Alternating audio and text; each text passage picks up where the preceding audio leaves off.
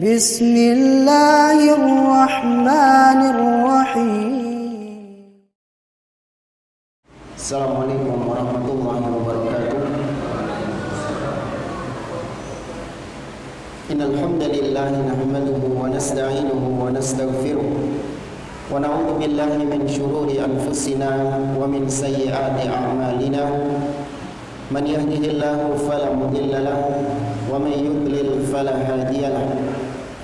وأشهد أن لا إله إلا الله وحده لا شريك له وأشهد أن محمدا عبده ورسوله. يا أيها الذين آمنوا اتقوا الله حق تقاته ولا تموتن إلا وأنتم مسلمون. يا أيها الناس اتقوا ربكم الذي خلقكم من نفس واحدة وخلق منها زوجها وبث منهما رجالا كثيرا ونساء واتقوا الله الذي تساءلون به والأرحام إن الله كان عليكم رقيبا.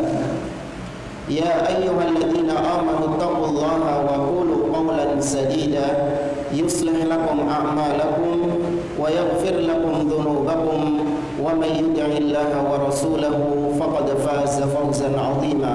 أما بعد فإن أصدق الحديث كتاب الله وخير الهدي هدي محمد صلى الله عليه وسلم وشر الأمور محدثاتها وكل محدثة بدعة وكل بدعة ضلالة وكل ضلالة في النار.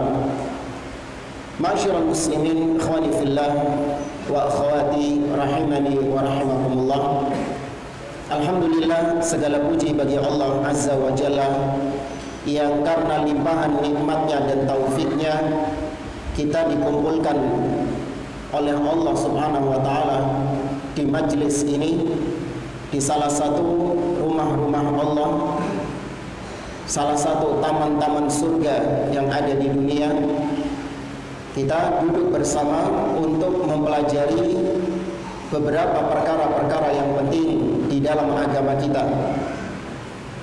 Maka kita memohon kepada Allah Subhanahu wa Ta'ala agar Allah memberikan kepada kita ilmu yang bermanfaat dan Allah memberikan kepada kita taufik untuk melaksanakan ilmu tersebut sehingga semua amal ibadah yang kita kerjakan diterima oleh Allah Subhanahu wa Ta'ala.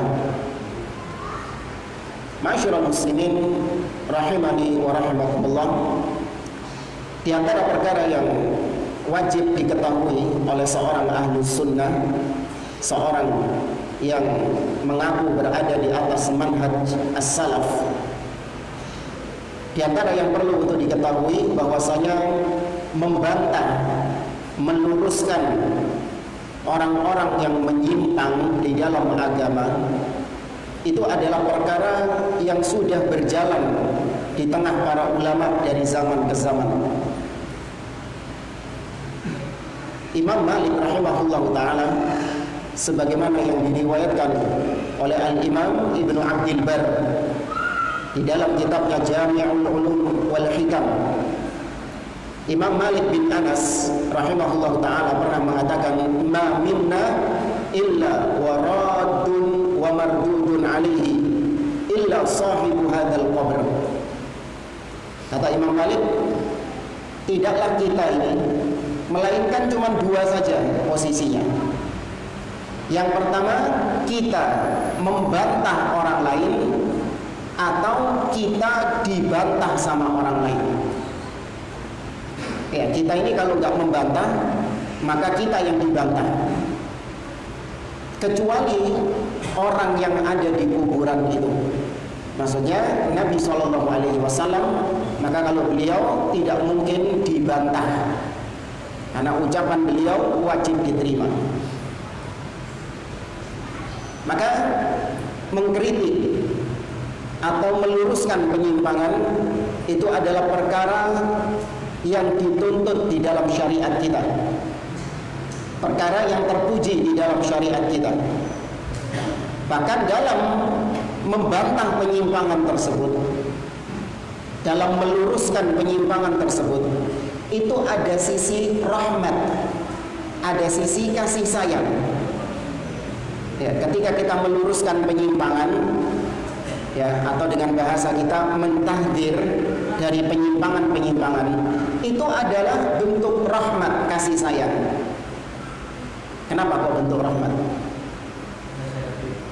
Ya, dari sisi kita sayang kepada orang tersebut, kita sayang kepada orang tersebut yang menyimpang dari jalan Allah, sehingga kita ingin dia kembali ke jalan yang benar, kembali ke jalan Allah Subhanahu wa ta'ala. Itu bentuk kasih sayang kita kepada dia. Demikian juga ketika kita memperingatkan kaum muslimin dari bahaya pemikiran seseorang, itu juga kasih sayang kita kepada kaum muslimin agar mereka tidak ikut tersesat bersama orang yang kita peringatkan dari kesesatannya itu. Bahkan disebutkan seorang ulama tabi'in yang bernama Yusuf bin Asbaq. Ya, Yusuf bin Asbaq, seorang ulama tabi'in, sebagaimana diriwayatkan, dinukil oleh Imam Adz-Dzahabi di dalam Siyar A'lamin Nubala. Yusuf bin Asbaq ini, beliau itu sering mengkritik, beliau sering membantah penyimpangan-penyimpangan ahli bid'ah yang ada di zaman tersebut. Maka ketika itu ada orang yang bernama Abu Saleh Al-Farra. Ya, ada orang yang bernama Abu Saleh Al-Farra tiba-tiba mengatakan, "Ittaqillah, hadhihi ghibah." Tahu-tahu orang ini mengatakan, bertakwalah kepada Allah. Bukankah ini termasuk ghibah?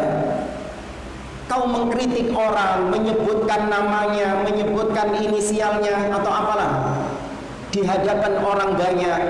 Kau mengatakan bahwa fulan ini menyimpang, dia ini punya pemikiran ini, dia mengucapkan ini. Itu kan aibnya dia, itu kan kesalahan dia, kok kau umbar? Maka bertakwalah kepada Allah. Hadhihi ghibah, alaysat hadhihi ghibah? Bukankah ini termasuk ghibah? Maka Yusuf bin Asbaq mengatakan kepada orang tersebut, Abu Saleh Al-Farra, Yusuf bin Asbaq mengatakan, "Waihaka ya ahmaq, celaka engkau wahai orang bodoh. Hadhihi nasihah, ini merupakan nasihat. Nahnu abaru min abaihim wa ummahatihim, li'annana idza takallamna fihim wa hadzarna minhum qallat athamuhum wa auzaruhum." Kata beliau, ini adalah nasihat. Bahkan kita ini ketika membantah penyimpangan orang-orang yang sesat itu, kita posisinya lebih baik daripada bapak-bapak mereka dan ibu-ibu mereka. Daripada bapak-bapaknya orang yang kita peringatkan itu, kita lebih baik. Kenapa? Karena ketika kita meluruskan penyimpangannya dan kita memperingatkan manusia dari kesesatannya, maka berkurang dosa-dosanya. Kenapa berkurang dosa-dosanya?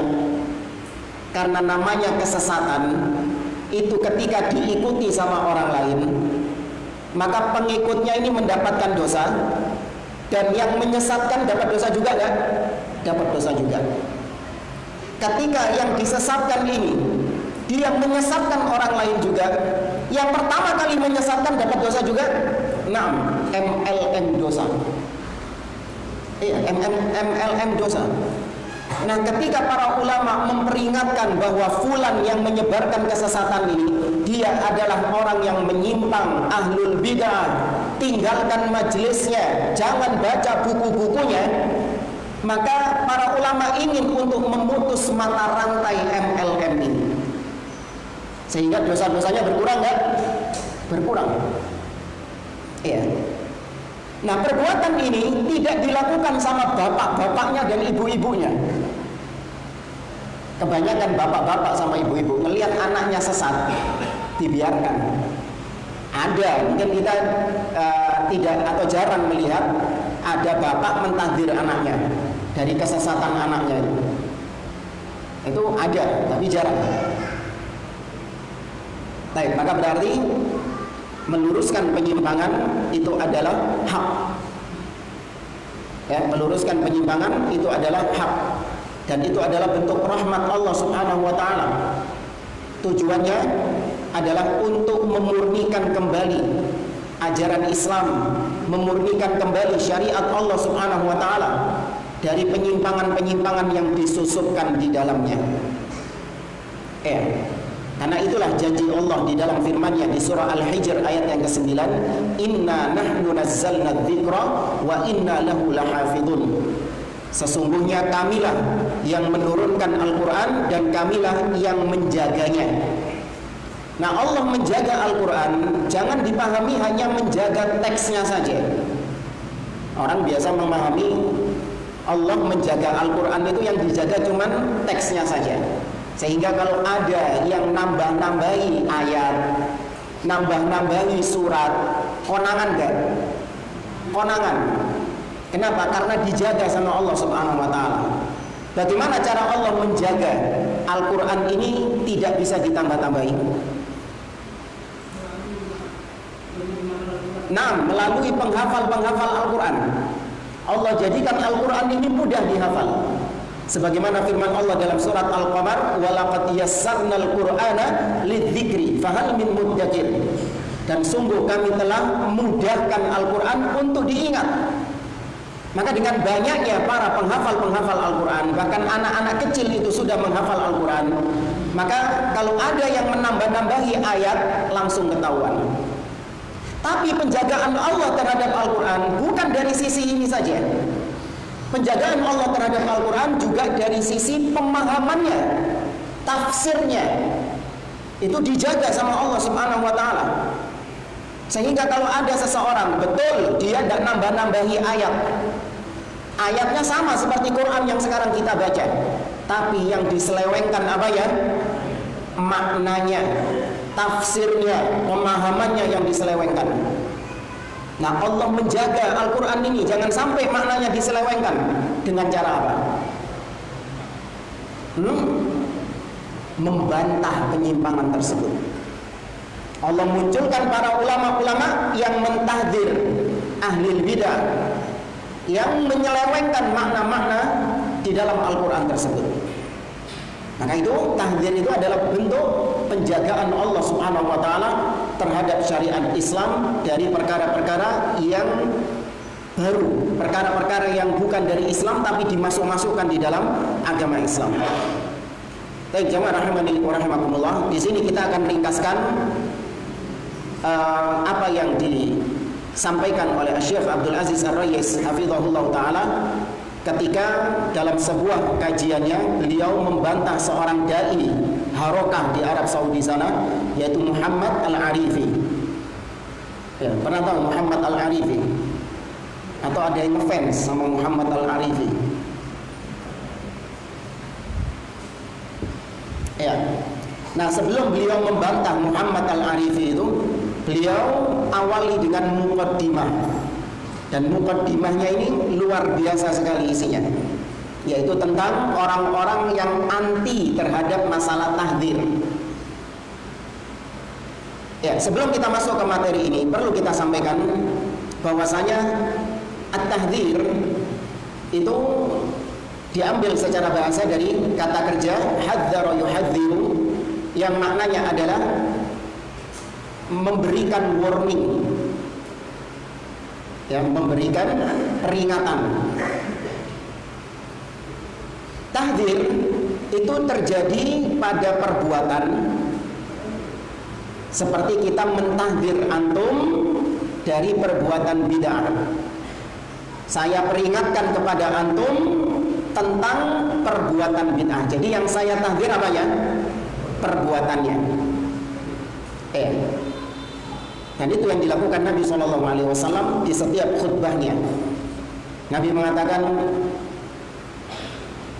wa iyyakum wa muhdatsatil umur, fa inna kulla muhdatsatin bid'ah wa kulla bid'atin dhalalah. Itu tahdzir dari Nabi kepada umatnya tentang perbuatan bid'ah. Nah, ini yang pertama. Yang kedua, yang saya tahdzir adalah langsung orangnya. Saya mentahdir orangnya. Artinya saya memberikan peringatan kepada orang tersebut. Seperti misalnya apabila orang itu melakukan perbuatan maksiat, maka saya tahdir dia. Ya akhi, ittaqillah, bertakwalah kepada Allah. Ya, takutlah kepada Allah Subhanahu wa taala, bahwa apa yang kau kerjakan ini adalah perbuatan kabirah min kabairid dzunub. Perbuatanmu termasuk perbuatan dosa besar yang diancam oleh Allah di dalam firman-Nya ini. Ya, kemudian hadis Nabi ini. Maka saya peringatkan engkau untuk meninggalkan perbuatan tersebut. Berhentilah dari perbuatan itu. Ya. Ini langsung yang saya tahdir adalah orang yang bersangkutan. Model yang ketiga, tahdir adalah saya memperingatkan Anda dari bahaya sesuatu, dari bahaya orang lain. Saya katakan kepada Anda, hati-hati dengan dai-dai ahli bid'ah. Hati-hati dengan ustadz-ustadz yang sekarang banyak bergentayangan di medsos, yang tidak jelas keilmuannya, tidak jelas dia belajar kepada siapa, nggak jelas akidahnya, hanya bermodalkan retorika yang indah. Hati-hati, banyak muncul ruwaibidah, ustadz-ustadz dadakan, karena bagus di Facebook atau di medsos itu sering mengangkat tulisan-tulisan tentang agama, maka kemudian diustadkan. Maka saya peringatkan Anda dari bahaya orang-orang seperti itu. Ini tahdir model yang ketiga, yaitu saya peringatkan Anda akan kesesatan seseorang. Baik. Nah, jamaah rahimani wa rahimakumullah, ahlu sunnah menyikapi tahdir ini itu sebagaimana sifatnya ahlu sunnah, yaitu wasat, pertengahan. Ya, sebagaimana perkara-perkara yang lain, ahlu sunnah itu selalu di mana? Pertengahan. Dalam masalah iman, ahlu sunnah pertengahan antara khawarij dan mu'tazilah sih, murji'ah. Oh iya, maksudnya mu'tazilah ini sama khawarijnya. Ya. Kemudian dalam masalah dalam masalah karomah wali-wali Allah Subhanahu wa taala, ahlu sunnah pertengahan antara mu'tazilah yang menolak adanya karomah dan antara apa? Sufi atau Asy'ariyah yang berlebih-lebihan dalam menetapkan karomah. Dan banyak, ya, Syekh Abdul Aziz Ar-Rayis punya kitab khusus yang berkaitan dengan wasatiyah bainal ifrat wa tafrid, pertengahan antara ifrat yang berlebih-lebihan, ghulu atau tafrid yang meremehkan. Nah, kembali dalam masalah tahdir ini, ahlu sunnah tidak seperti orang-orang yang ghulu dalam masalah tahdir. Mereka mentahdir secara serampangan, tanpa kaidah-kaidah yang jelas. Bahkan perkara-perkara yang bukan termasuk perkara esensi dibawa kepada perkara-perkara yang besar. Contoh misalnya, ada seorang ustadz, dikenal ustadz ini sebagai seorang ahlu sunnah, berada di atas manhaj salaf. Kemudian ustadz tersebut kedapatan kamera seperti ini. Paham ya? Kedapatan kamera seperti ini. Nah, orang-orang yang hulu dalam tahdir ini, mereka mengatakan, wah, ini ustadz gak bisa diambil ilmunya. Kenapa? Minum pakai tangan kiri. Ya, perkara seperti itu, tapi mentahdir dengan tahdir yang tidak pada tempatnya. Ya, kalaupun mentahdir, maka yang diperingatkan adalah ustadznya. Ya, karena ini berkaitan antara dia dengan perbuatannya.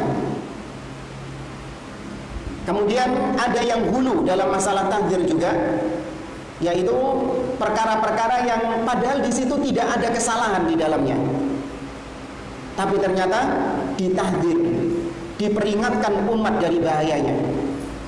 Seperti sebagian hulatut tahdzir, mereka mentahdzir dai-dai yang berada di atas manhaj salaf hanya lantaran gara-gara menerima dana dari yayasan yang tertuduh ahli bid'ah. Baik, menerima dana, kalaupun memang dia dari ahli bid'ah, selama memang tidak dipersyaratkan dana tersebut, kalau kau terima dana tersebut maka syaratnya kau harus merubah akidahmu, syaratnya kau harus merubah manhajmu. Selama tidak ada persyaratan seperti itu, hukum menerima dana dari ahli bid'ah secara asal apa? Mubah. Jangankan ahli bid'ah, Nabi SAW menerima dari siapa? Orang-orang kafir. Mana tahu Nabi makan kambing yang sampai keracunan? Siapa yang ngeracun itu? Orang Yahudi. Ya. Namun permasalahan ini dijadikan sebagai permasalahan usul yang besar, sehingga siapa yang jatuh di dalamnya divonis ahli bid'ah, sesat, menyimpang, tidak layak diambil ilmunya dan seterusnya. Ya, ini hulat, terlalu ekstrim, berlebih-lebihan. Nah, ada lawannya, yaitu yang tafrid, yang meremehkan, bahkan menihilkan masalah tahdzir. Sudahlah, nggak usah tahdzir-tahdziran, itu semakin memecah belah umat. Ya, biarkan dia dengan keyakinannya, kau dengan keyakinanmu, yang rukun gitu loh umat Islam itu. Gak usah saling cakar-cakaran. Ya. Nanti ini dibahas oleh beliau tentang orang-orang yang anti terhadap tahdzir ini. Ada juga yang mengatakan dengan kalimat-kalimat yang seakan-akan indah namun dalamnya kebatilan. Ya, seperti ada seorang dai, dia menulis di salah satu medsosnya, tapi nggak tahu sekarang, tadi saya cari sudah hilang. Ya, soalnya memang ahli pos-pus. Ya, dia pernah menulis yang intinya kurang lebih bahwa seorang penuntut ilmu itu hendaklah dia sibuk mempelajari tafsir, sibuk belajar akidah, tauhid, sibuk belajar tentang hadis, ya, sibuk belajar tentang fikih. Jangan langsung loncat ke masalah tahdzir, katanya. Ya, jangan langsung loncat ke masalah tahdzir. Ini kalimat kalau dilihat secara sekilas seakan-akan benar, namun di dalamnya penulis ingin untuk menihilkan masalah tahdzir ini. Ya, ingin untuk meniadakan masalah tahdzir ini. Padahal kalau Anda belajar tafsir, Anda belajar akidah, Anda belajar fikih, di situ juga ada tahdzir-tahdzir ulama terhadap yang menyimpang dalam masing-masing pembahasan tadi. Apa mau di skip? Anda misalnya belajar akidah ini, ya kan? Anda lagi belajar akidah, di dalam pembahasan tentang masalah akidah ada tahdzir, bahkan seabrek tahdzir ahlu sunnah terhadap ahli bidah. Ya, jangan langsung loncat masalah tahdzir, di skip, gitu? Tidak. Tahdzir terhadap ahli bidah itu bagian daripada agama tadi, untuk menjaga kemurnian agama tersebut, nggak boleh dihilangkan. Ya, maka ahlu sunnah pertengahan. Ahlu sunnah mentahdzir bil bayyinah, dengan bukti-bukti yang jelas. Ya, ahlu sunnah mentahdzir dengan hak, tidak seperti yang ekstrim dan tidak pula meniadakan tahdzir secara total. Harus objektif tentang masalah tahdzir. Ya. Baik, jamaah rahimani wa rahimakumullah. Sekarang kita mulai pembahasan dari Syekh Abdul Aziz Ar-Ruwais tentang orang-orang yang anti terhadap tahdzir ini. Ini lebih kita khususkan tentang orang-orang yang anti terhadap tahdzir ini. Beliau mengawali pembahasan tentang simatu du'atil haq, karakteristik dai-dai yang di atas kebenaran. Kata beliau, annahum du'atu tauhidin was sunnah. Salah satu ciri karakteristik dari dai-dai ahlus sunnah adalah yaitu mereka ini senantiasa mengajak manusia kepada tauhid dan senantiasa mengajak manusia kepada sunnah. Kama kana ala dzalika Rasulullah wa anbiya'uhu wa fi muqaddamihim nabiyina Muhammadin sallallahu alaihi wasallam. Sebagaimana para nabi dan rasul, dan yang paling terdepan adalah nabi kita Muhammad sallallahu alaihi wasallam. Para nabi dan rasul Allah sebutkan di dalam Al-Qur'an, mereka senantiasa mengajak manusia kepada tauhid.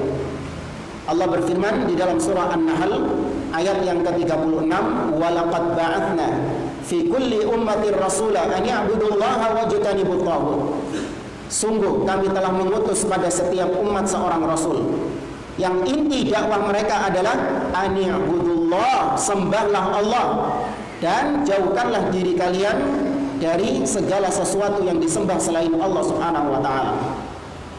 Bahkan di dalam surat Al-A'raf Allah sebutkan beberapa kisah-kisah Nabi, seperti Nabi Nuh alaihi salam, dilanjut Nabi Hud alaihi salam, Nabi Saleh, Nabi Lut, Nabi Syuaib alaihi wassalatu wassalam. Allah kisahkan nabi-nabi ini di dalam firman-Nya, mereka semua berdakwah kepada kaumnya dengan kalimat yang sama persis. Mereka mengatakan kepada kaumnya, ya qaumi i'budullah ma lakum min ilahin ghairuh. Wahai kaumku, sembahlah Allah. Kalian tidak memiliki sesembahan lain selain Allah Subhanahu wa taala. Nah, kemudian beliau mengkritik. Beliau mulai mengkritik sebagian orang yang dia ini termasuk seorang dai ahlu sunnah, tapi ternyata fokus dakwahnya itu bukan tauhid, tapi fokus dakwahnya itu perkara-perkara yang selain tauhid. Ada tauhidnya dibahas, cuman politik tok. Paham ya? Cuman sebagai syarat saja tauhidnya ini, tapi tidak dibahas secara mendalam, hanya sebatas kulitnya saja. Yang sibuk dibahas sama dia masalah politik, masalah rumah tangga, masalah akhlak, kemudian masalah-masalah fikih. Bukan berarti permasalahan ini nggak penting dalam agama kita. Semua permasalahan agama penting, namun yang paling utama dan harus mendapatkan perhatian lebih masalah apa? Tauhid. Itu fokus utamanya. Karena beliau, sebagian orang mengatakan, sebagian dai mengatakan, innana muwahhidun lasna fi hajatin ila da'watin nasi ila tauhid. Kami ini sudah bertauhid, tauhid kami sudah beres, kami sudah khatam kitab tauhid, kami sudah khatam usul tsalatsa, kami sudah khatam kitab ini, disebutkan kitab-kitab semuanya. Maka sudahlah, nggak perlu lagi pembahasan tentang tauhid ini. Nah, itu pernah diucapkan oleh seorang dai dengan gelar doktor. Dia dikenal sebagai dai sunnah katanya di Indonesia ini. Tapi dia mengatakan bahwa kalau kita ini dakwahnya tauhid terus, kurang lebihnya seperti itu. Kalau kita ini dakwahnya tauhid terus, maka sama saja kita ini menyamakan jamaah kita seperti orang Yahudi Nasrani. Kenapa? Karena Mu'ad bin Jabal ketika diutus oleh Nabi kemana? Ke Yaman. Nabi memprioritaskan kepada Mu'ad untuk awal pertama kali dakwah apa dulu? Tauhid. Tapi yang didakwai sama Mu'ad ini orang apa? Yahudi dan Nasrani. Maka berarti kalau sampean dakwah tauhid terus, berarti Anda menyamakan orang yang Anda dakwai ini adalah Yahudi dan Nasrani. Berarti Anda takfiri. Paham subhannya di sini? Kayak seperti misalnya saya membahas tauhid kepada Anda. Saya bahas tentang masalah tauhid kepada Anda. Berarti ketika itu saya posisinya sedang mengkafirkan Anda. Saya menganggap Anda ini Yahudi dan Nasrani yang gak paham tentang tauhid sama sekali. Nah, ini dai seperti ini gembosi dakwah tauhid. Padahal ulama dari zaman ke zaman sepakat tauhid adalah ciri khas dakwah salafiyah. Ya, tauhid adalah karakteristik utama dakwah salafiyah, nggak bisa dilepaskan. Salafi itu identik dengan tauhidnya. Ngaji sunnah itu identik dengan ngaji tauhid. Ya, kalau Anda ngaku sudah ngaji sunnah tapi malas ngaji tauhid, jangan merasa bahwa Anda sudah ngaji sunnah. Yang dikaji selama ini cuma masalah-masalah rumah tangga, cuma masalah-masalah akhlak, tapi tauhid gak pernah dikaji. Gak usah ngaku sebagai salafi, gak usah ngaku sebagai ahlus sunnah.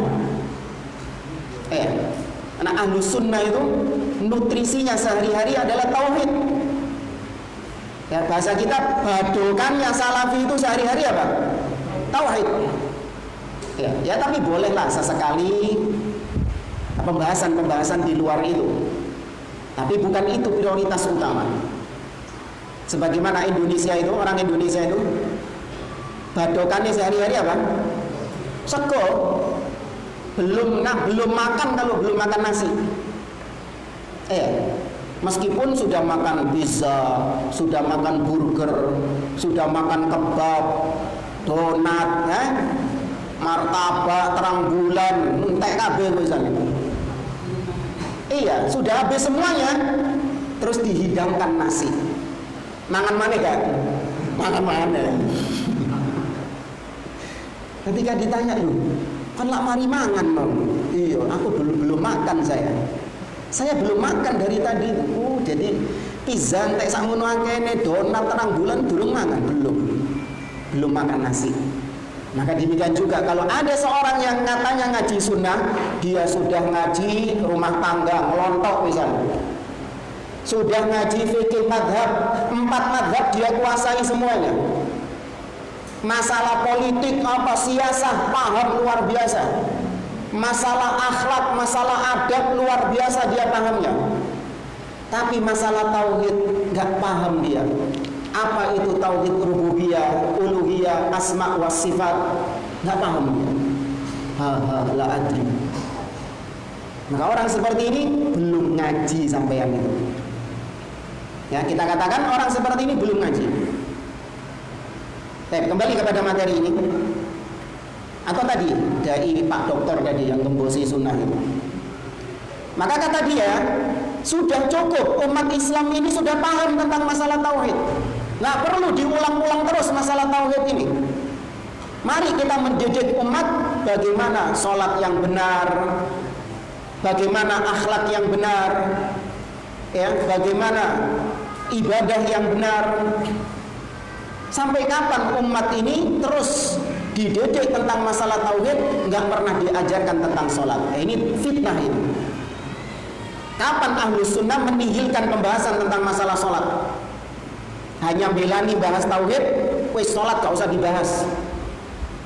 Ojo sholat wis, yang penting tauhid, gitu. Ini tuduhan dusta. Baik, maka dibantah oleh beliau bahwasanya ucapan seperti ini, hadhihi min awwali khutati syaitan. Ini adalah langkah-langkah syaitan, jeratan-jeratan syaitan, wa talbisihi ala ibni Adam, dan talbisnya syaitan kepada anak Adam. Kenapa demikian? Kata beliau, taruhlah seandainya, kata Pak Dokter tadi, tauhid kita sudah beres, kita sudah paham tentang masalah tauhid, yo wis.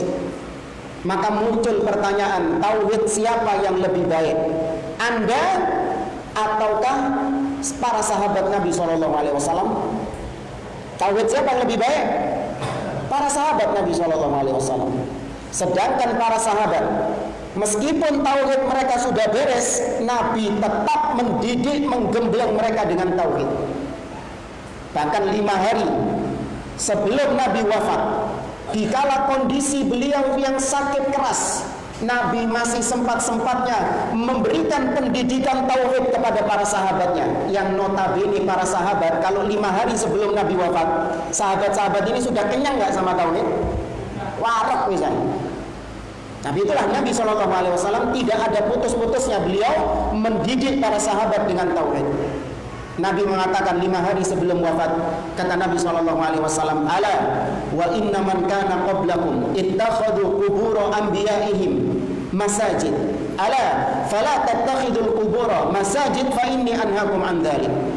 Ketahuilah, orang-orang sebelum kalian, umat-umat sebelum kalian, mereka menjadikan kuburan nabi-nabi mereka sebagai masjid. Maka janganlah kalian menjadikan kuburan sebagai masjid, karena aku melarang kalian dari perbuatan tersebut. Ini masalah apa ini? Tauhid, menjaga kemurnian tauhid dari segala macam bentuk kesyirikan. Para sahabat yang sudah kenyang tentang tauhid tetap diperingatkan oleh Nabi dari tauhid. Kemudian, taruhlah seandainya tauhid kita sudah beres, tauhid kita sudah ngelontok. Apa sih ngelontok ini? Apal ya? Nah, penggunaannya juga lucu, ngelontok kayak tembok ngelontok. Berarti kan hilang kan kalau ngelontok itu. Ya sudah terkenal kayak ngelontok itu. Di luar kepala. Loh kan berarti nggak ada ilmunya kan? Sudah di luar kepala. Harusnya ilmu itu masuk ke dalam kepala, ini di luar kepala, ya berarti nggak paham dia. Taruhlah kita ini sudah paham tentang tauhid, maka muncul pertanyaan, tauhid siapa yang lebih beres? Tauhid siapa yang lebih baik? Kita ataukah Rasulullah Muhammad SAW? Nabi SAW. Lah Nabi saja yang tauhidnya sudah tidak diragukan, tetap diperingatkan oleh Allah untuk belajar tauhid. Dalam ayat apa? Nah, di surah Muhammad ayat berapa itu? 16. Ya, Allah mengatakan fa'lam annahu la ilaha illallah wastaghfir li dzambik. Fa'lam, kalimat perintah dari Allah kepada Nabi. Sinawo, ya kan? Fa'lam, berilmulah, belajarlah wahai Muhammad tentang apa? Annahu la ilaha illallah, tidak ada yang berhak diibadahi dengan benar kecuali Allah Subhanahu wa taala. Ya, maka di sini beliau memperingatkan, hati-hati dengan sebagian orang yang mereka menggembosi dakwah tauhid. Maka kata beliau, kalau kita sudah tahu bahwa tauhid ini prioritas, sampai-sampai Nabi dan para sahabat tetap diperingatkan tentang masalah tauhid, apalagi umat di zaman sekarang, apalagi ketika kesyirikan di zaman sekarang sudah merajalela. Apakah pantas seorang dai yang berbicara di hadapan khalayak ramai, punya channel YouTube, followersnya jutaan, viewersnya jutaan, tapi sama sekali tidak berbicara tentang masalah tauhid? Nggak pantas. Apalagi ngakunya salafi, apalagi ngakunya ahlus sunnah, punya followers yang banyak, tidak berbicara tentang masalah tauhid. Kalaupun berbicara tentang masalah tauhid, itu cuman kulitnya saja, dan itu pun jarang-jarang. Maka kata beliau, tidak pantas orang seperti ini. Ya, ini beliau tujukan kepada Muhammad Al-Arifi, ya, yang memang kalau dilihat ya, isi-isi kajiannya itu ya, hanya sebatas motivasi-motivasi, mau'idhah, namun tidak ada di situ pendidikan tentang tauhid. Kemudian kemudian beliau di sini mulai masuk kepada pembahasan tentang masalah tahdzir tadi. Kata beliau, tahdzir ini kan karena adanya suatu kesalahan, error. Ada seorang yang melakukan error atau dia melakukan kesalahan, maka muncul namanya tahdzir. Entah orangnya yang diperingatkan karena berbuat salah, atau orang ini yang berbuat salah ini kita peringatkan manusia dari bahaya orang ini. Sudah dijelaskan tadi ya pembagiannya itu ya. Ya. Maka munculnya itu karena ada kesalahan. Ya, tahdzir itu kalau bisa diibaratkan seperti ad-dawa, seperti obat. Ya, obat itu baru dikonsumsi sama seseorang apabila memang ada apa ya? Ada penyakitnya. Ya, apabila ada penyakitnya. Dan obat itu diberikan kepada pasien sesuai dengan kadar apanya? Penyakitnya. Kalau penyakitnya ringan, maka dikasih dosis yang ringan. Tapi kalau penyakitnya berat, maka dikasih tindakan yang berat. Seperti apa? Amputasi, jamaah. Ya kan? Seperti amputasi. Kalau ada orang luka, ya kan? Kalau memang lukanya ini bisa diobati dengan dosis yang ringan, maka diobati dengan dosis yang ringan. Tapi kalau lukanya ini sudah terlalu parah, ya, lukanya ini bukan luka kecil, tapi luka yang parah, maka untuk menyelamatkan tubuh semuanya harus diapakan? Amputasi. Maka demikian juga kalau ada seorang dai, seorang ustadz yang dia itu punya kesalahan, maka kesalahannya ini kalaupun memang ringan, maka diobati dengan obat yang ringan. Ya. Diobati dengan obat yang ringan, ditahdir dengan tahdir yang ringan. Ya, dengan kalimat yang bijak, dengan kalimat yang baik. Ya, Ustadz Fulan, beliau itu punya kebaikan yang banyak. Beliau ini ilmunya luar biasa, tapi dalam masalah ini beliau tergelincir. Dalam masalah ini beliau keliru. Seharusnya yang benar adalah begini.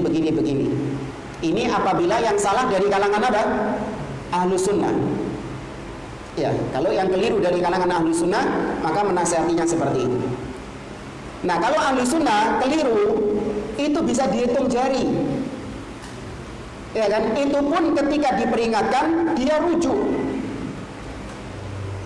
Ya, kenapa? Karena memang ahlus sunnah itu salah itu bukan kebiasaan dia salah itu. Tapi dia salah itu karena memang sifat dasarnya manusia. Kullu bani Adam khata', wajib salah itu. Nggak boleh maksum.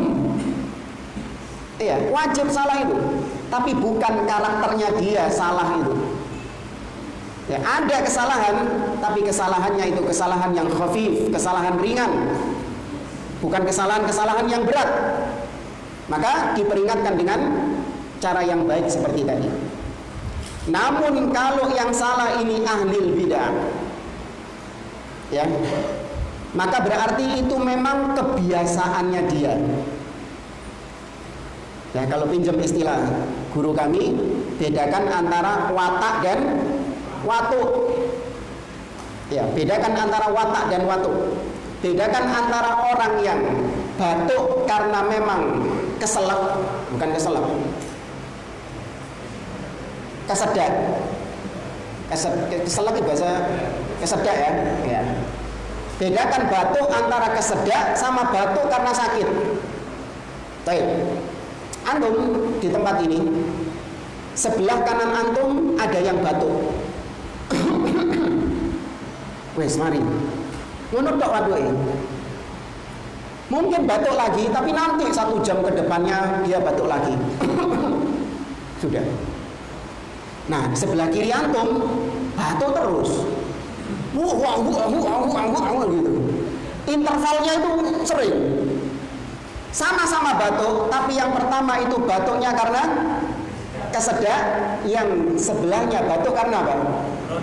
Ya, karena penyakit, nyingkrio semua. Kalau yang pertama ini Anda menghindar nggak? Santai saja. Batuk dia, iya batuk. Tapi nggak apa-apa, kita bersama dia. Kenapa? Karena batuknya bukan berasal dari penyakit. Ya, tapi memang batuknya karena kesedak tadi. Dan itu bukan penyakit. Tapi kalau yang sebelah tadi, watuk-watuk terus, Anda masih tetap di situ atau pindah tempat? Pindah tempat, ketularan antum. Kenapa dia batuk-batuk itu? Karena penyakit. Maka demikian juga ahlul bid'ah, kalau salah itu karena penyakitnya dia, karena kebid'ahannya dia. Ya. Maka bagaimana caranya? Tadi pengobatannya beda dengan pengobatan ahlus sunnah. Tahdzirnya beda dengan tahdzirnya ahlus sunnah. Dengan cara apa? Keras. Karena ini dari penyakit, bukan dari kesedak tadi itu, bukan. Karena ini dari penyakit, dosisnya harus keras. Ibarat gini saja jemaah. Antum ketika tangan antum kotor, ya, kena debu, kotor tangan antum. Maka untuk menghilangkan kotoran ini cukup apa? Sabun, tiup. Tapi ternyata ketika tangan antum kotor karena kena cat, si teles jadi isok disebun. Hah? Harus pakai apa? Bensin, timer, dikerik, loro, sakit. Ya, namanya tahdzir tergantung siapa yang ditahdzir. Ya, Ustadz ada ahlu sunnah itu dia itu. Tapi kenapa tahdzirnya kok keras? Ya ahlu sunnah, ya benar orang bilang dia ahlu sunnah. Tapi kesalahan-kesalahan yang dia jatuh di dalamnya itu bukan kesalahan-kesalahan ahlu sunnah. Karena kesalahan yang dia jatuh di dalamnya itu kesalahan perkara-perkara yang besar. Contoh misalnya ya, ada seorang ustadz salafi katanya, ahlu sunnah. Tapi dia mengucapkan ucapan-ucapan Jahmiyah. Satu tok dia mengucapkan ucapan Jahmiyah. Apa itu misalnya? Misalnya dia mengatakan bahwa iman itu hanya sebatas pengetahuan saja, ma'rifah. Ya, ini ucapan Murji'ah, tapi dari kalangan Jahmiyah. Baik, ketika ada orang jatuh dalam kesalahan seperti ini, apakah dia masih tetap dianggap sebagai ahlu sunnah? Hah? Tidak. Karena ini kesalahan perkara yang besar, bukan kesalahan sepele ini.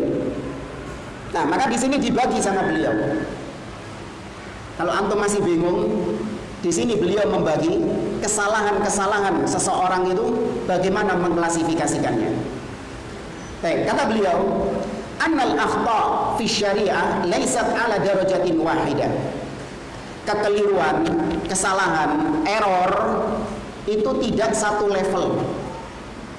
Namanya kesalahan itu tidak satu level. Baik, ada kesalahan yang terjadi pada masalah-masalah yang boleh khilaf di dalamnya.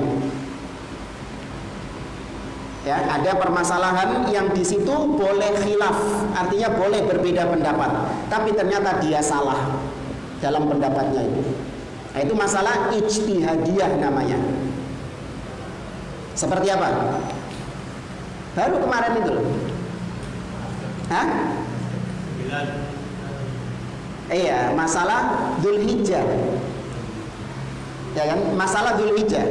Antara yang menetapkan Dzulhijjah dengan melihat hilal masing-masing negeri dengan yang menetapkan Dzulhijjah dengan pakai hisab. Saudi, hisab gak masuk sini. Awas loh. Yang kita katakan masalah ijtihadiyah khilafiyah yang memang boleh khilaf di dalamnya, yaitu kemarin antara yang mengikuti ru'yah masing-masing negeri, hilal masing-masing negeri, dengan yang mengikuti ru'yah jamaah haji di Saudi. Sudah, itu khilaf yang diperbolehkan itu. Yang hisab gak masuk. Enggak, itu metode yang beda. Baik. Ada saudara Anda, dia beranggapan bahwa yang benar itu ikut jamaah haji di Saudi. Ya, penanggalannya ikut jamaah haji di Saudi. Sedangkan Anda berpendapat bahwa tidak, tapi ikut hilal masing-masing. Baik. Taruhlah pendapat yang kita kuatkan di sini adalah yang mengikuti hilal masing-masing. Namun saudara kita yang berpendapat mengikuti hilal Saudi, maka kita katakan dia salah. Ya, dia salah. Namun salah dalam ijtihad. Kesalahan dalam ijtihad tidak merubah statusnya. Dia tetap ahlus sunnah. Paham jemaah? Ya, dia tetap sebagai ahlu sunnah meskipun pendapatnya kita salahkan, iya. Karena ini kesalahan yang terjadi pada masalah yang boleh khilaf di dalamnya. Ada banyak, terutama kebanyakan ini masalah-masalah fikih.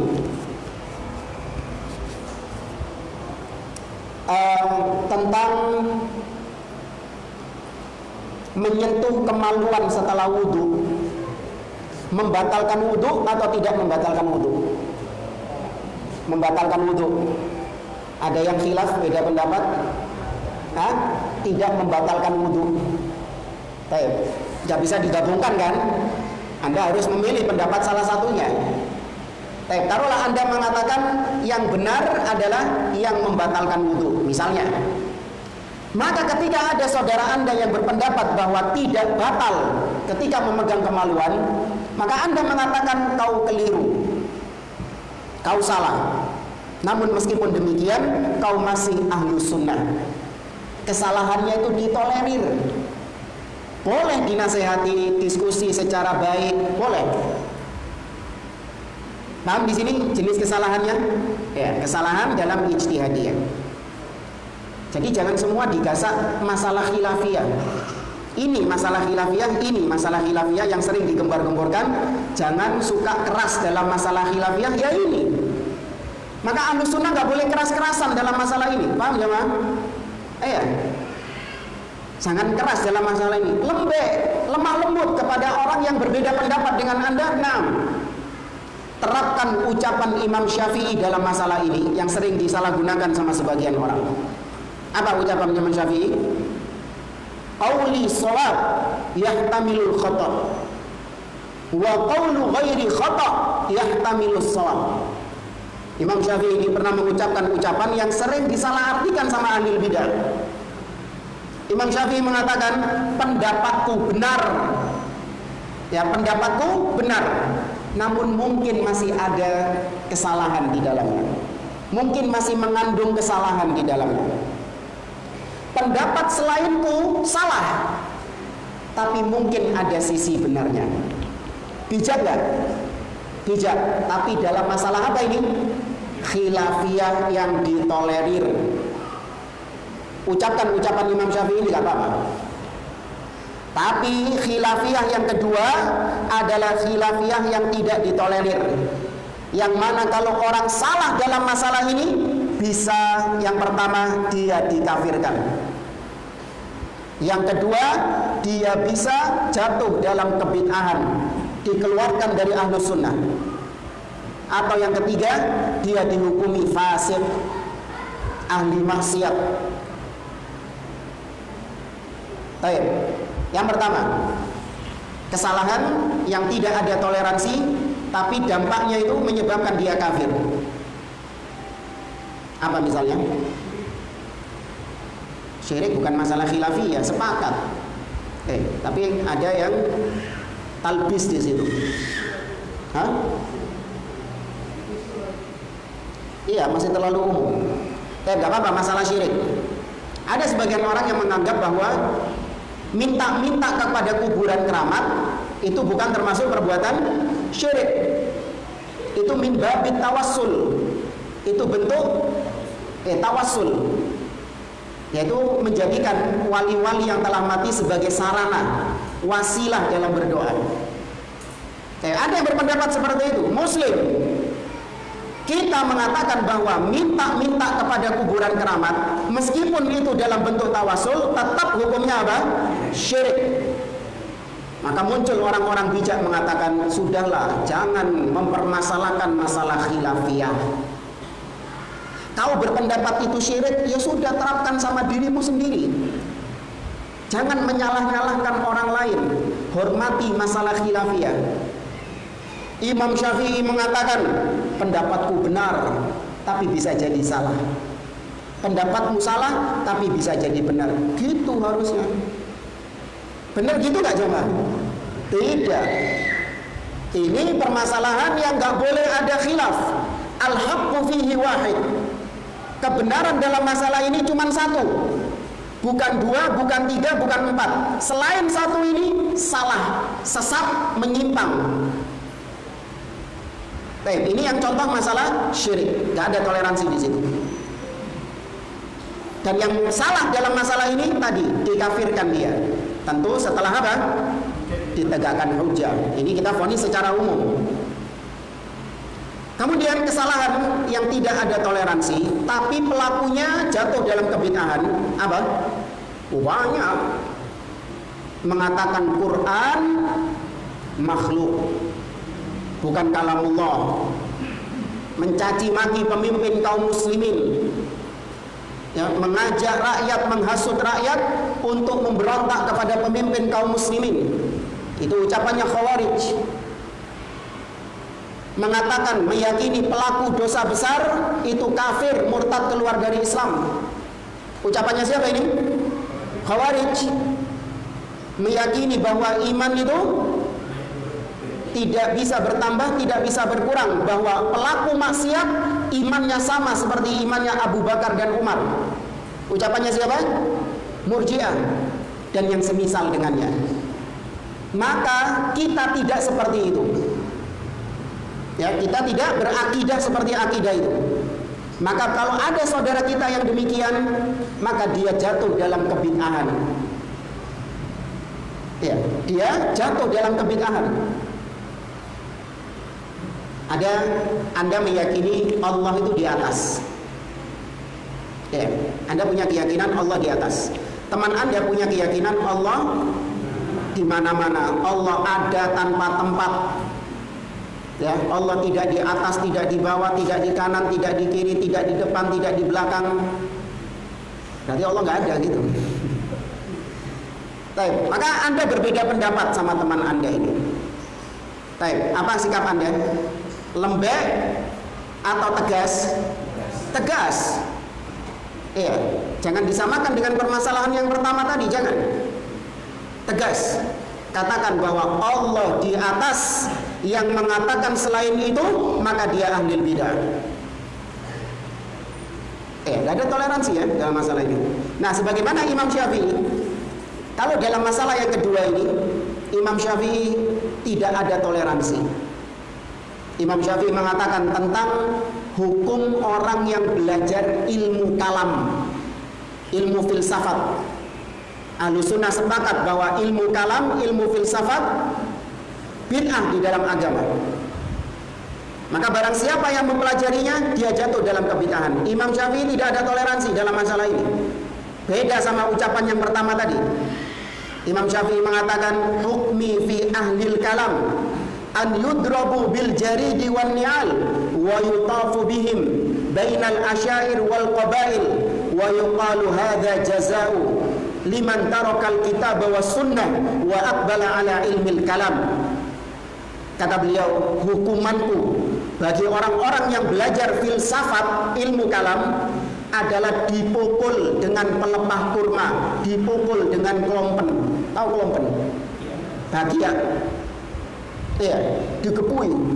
Kemudian diarak keliling kampung.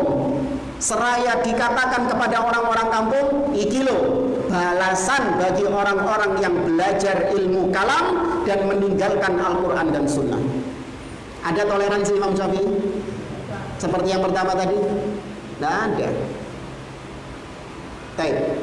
Dan ada kesalahan-kesalahan yang menyebabkan seseorang jatuh dalam perbuatan fasik, ya, perbuatan maksiat, sehingga pelakunya itu statusnya menjadi fasik, seperti zina, ya, atau minum khamr, atau judi, membunuh, berdusta, dan yang semisal dengannya.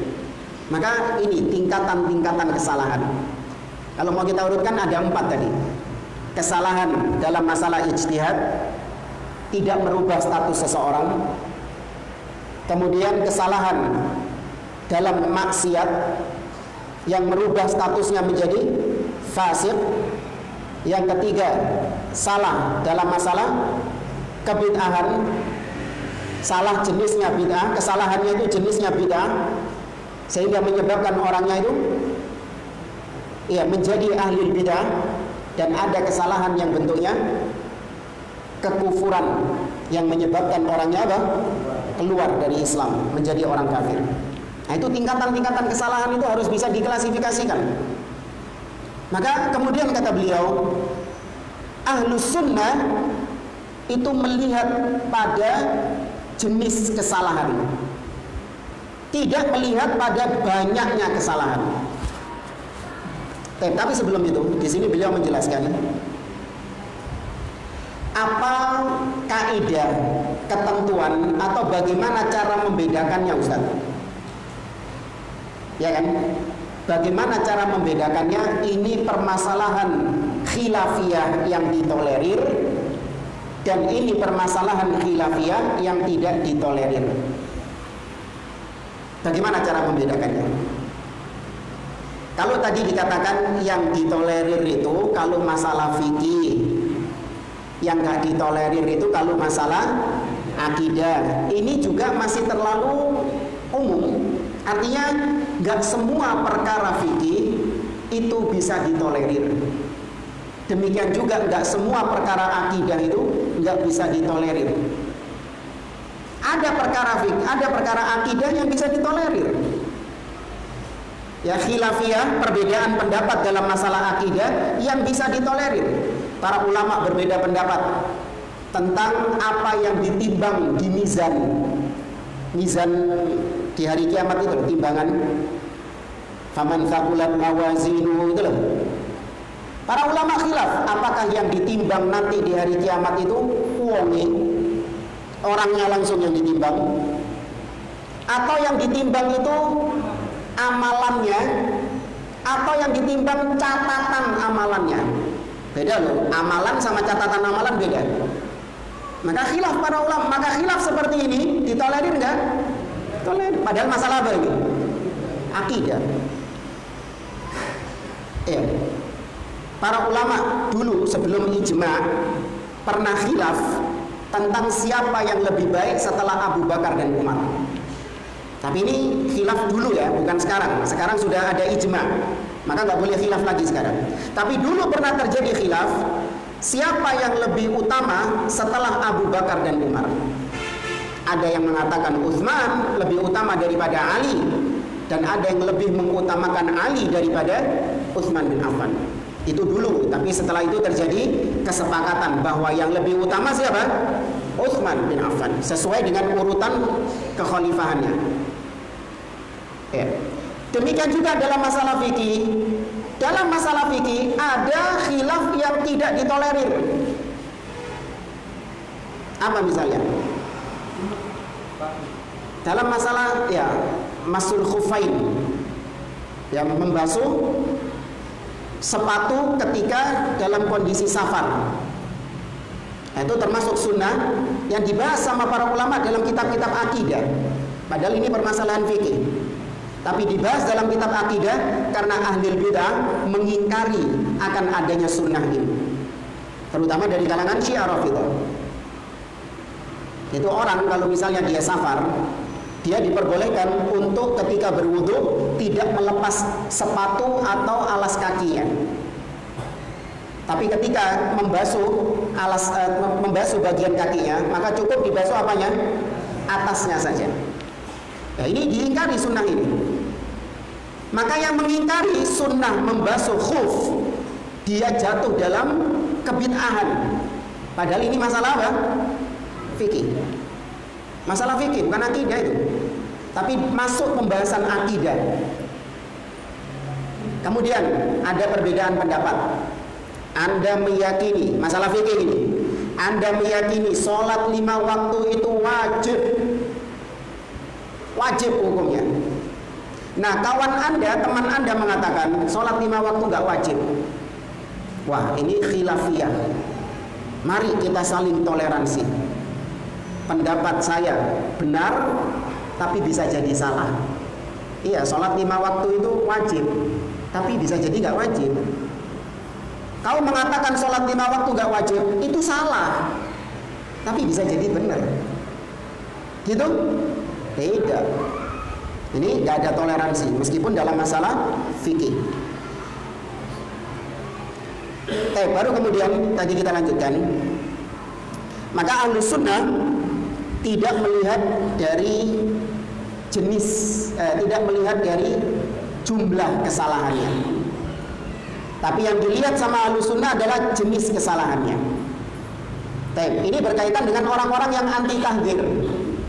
Orang-orang yang anti tahdzir ini, mereka itu mengatakan, Ustadz, kan Ustadz Fulan ini cuma 1 kali dia jatuh dalam kesalahan. Kok antum ingkari dengan sebegitu kerasnya? Kok antum tahdzir dia dengan sebegitu kencangnya? Kan baru 1 kali salahnya. Ya. Maka kita jawab, iya benar 1 kali salahnya. Tapi ternyata 1 kali ini adalah kesalahan yang fatal, kesalahan yang berat. Ada seorang ustadz mengatakan bahwa misalnya dia kesalahan, dia mengatakan suatu hal yang kufur, meskipun orangnya nggak kita kufurkan. Dia mengatakan Nabi Musa itu premannya para nabi. Ya, Nabi Musa itu premannya para nabi. Ini bentuk celaan kepada para nabi, kepada Nabi Musa atau tidak? Seandainya saya mengatakan kepada si ustadz tadi, ustadz ini yang mengatakan Nabi Musa premannya para nabi, dia premannya para ustadz. Ngamuk gak dia? Ngamuk, dia gak terima dia. Nah, kenapa lisannya kok mudah mengatakan Musa itu premannya para nabi? Ini kesalahan, kalaupun memang kau melihat itu 1 kali kesalahan, padahal seabrek kesalahannya, maka ini kesalahan dalam timbangan syariat jenis yang mana tadi? Yang kekufuran. Maka ketika diucapkan oleh seseorang, itu adalah ucapan yang kufur, meskipun orangnya belum bisa dikafirkan kalau belum ditegakkan hujjah dan dihilangkan pencegah-pencegahnya. Ada seseorang jatuh dalam 1 kesalahan. Dia mengatakan bahwa Al-Quran itu makhluk, bukan kalamullah. Cuman 1 kesalahannya. Maka gara-gara kesalahan itu dia dibid'ahkan. Ya. Nah, di sini beliau mengatakan, "Lau anna ar-rajula akhta'an katsira fi mas'alatin la yasuhul khilafu fiha la yubadda' wa la yukaffar." Kalau ada seseorang yang dia jatuh dalam kesalahan-kesalahan yang banyak sekali, tapi bukan termasuk kekufuran dan bukan termasuk kebid'ahan kesalahan tersebut, maka orangnya tetap dikatakan muslim dan tetap dikatakan ahlus sunnah, meskipun kesalahannya apa? Banyak. Ya, maka kata beliau, jangan melihat kepada jangan melihat kepada jumlah kesalahan, namun lihatlah kepada jenis-jenis kesalahannya. Kemudian di antara orang yang anti terhadap tahdzir, dia mengatakan, Ustaz, kullu bani Adam khata. Semua anak Adam itu pasti berbuat salah. Maka sudahlah, jangan keras-kerasan, jangan tahdzir-tahdziran. Wajar orang jatuh dalam kesalahan, itu wajar. Kok kau tahdzir? Ini sering dilontarkan oleh sebagian orang yang anti dalam permasalahan tahdzir dengan alasan kullu bani Adam khata. Semua anak Adam itu berbuat salah. Bagaimana bantahnya? Meluruskannya? Maka kata beliau, ini adalah kalimatu haqqin urida bihal batil. Benar, semua orang itu pasti berbuat salah. Namun tadi lihat kadar kesalahannya. Apa yang kau inginkan dengan ucapan itu? Kau mengatakan semua anak Adam pasti salah? Iya. Apa yang kau inginkan? Apa maksud di balik itu? Apakah ketika ada orang yang jatuh dalam kekafiran, maka dia nggak boleh dikafirkan? Apa itu yang kau maksud? Apakah ketika ada orang yang jatuh dalam kebid'ahan, dia tidak dibid'ahkan? Apakah ketika ada orang yang jatuh dalam kemaksiatan, maka tidak disalahkan? Apa itu yang kau maksud? Kalau itu yang kau maksud, berarti kau adalah orang yang meninggalkan al-amru bil ma'ruf wan nahyi 'anil munkar. Maka yang benar, orang yang jatuh dalam kekufuran dikafirkan, orang yang jatuh dalam kebid'ahan dibid'ahkan. Iya, siapapun dia.